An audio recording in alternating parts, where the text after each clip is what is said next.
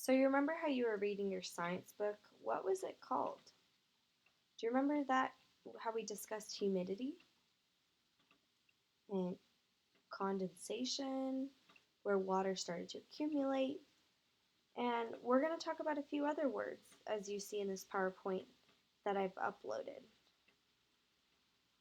So I think that you'll guys be able to understand what's going on. And we'll discuss each word and then move on to the next word so that I make sure that you understand each word. Make sure that you're writing all of these down so that you can look back at your notes. So the first word that we're going to talk about is evaporation. Let's say that you have a bowl of water and all of a sudden it becomes a gas. How does that happen? How does that change happen? Again, it's called evaporation, but what does it show? So let's say that you go to the beach and all of a sudden you notice that there's clouds above the beach. That's evaporation.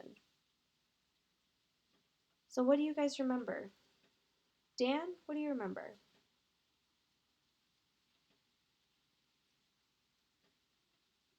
Do you remember one example of distillation? Where if you have a cup of water or even the ocean, the, the water seems to go up, but the salt stays.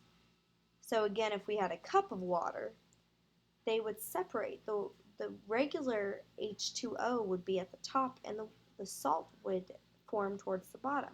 So we'll discuss that more in detail later and start to really analyze that.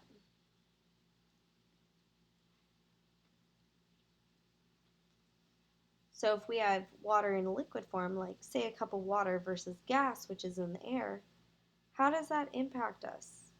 What's the difference?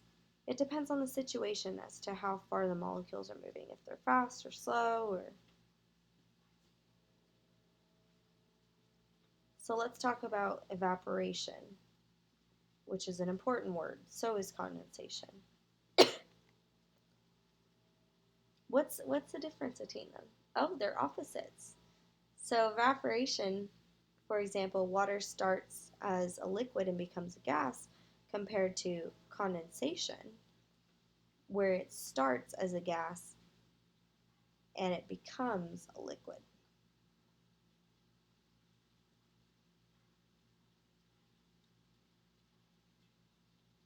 Do you guys have any examples? Can you guys think of some examples of condensation?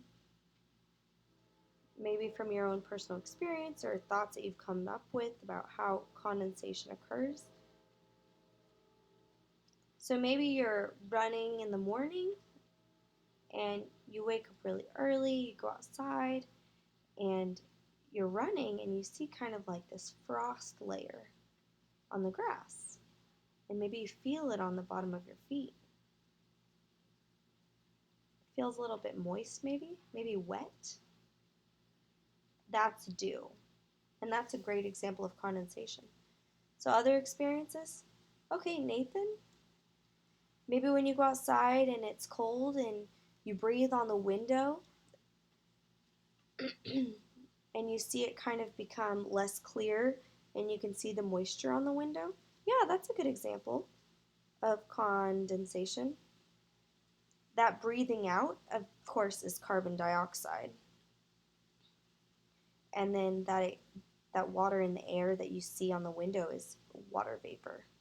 Okay, so another example could be when you're cooking and you have a flame underneath and you open up whatever you're cooking and you see on the lid there's some water droplets.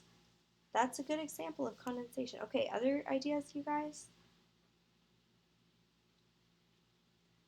What if we had a cup of water and I set it on the table? Of course, inside is cold water. Maybe there's some ice cubes on top. And you leave the room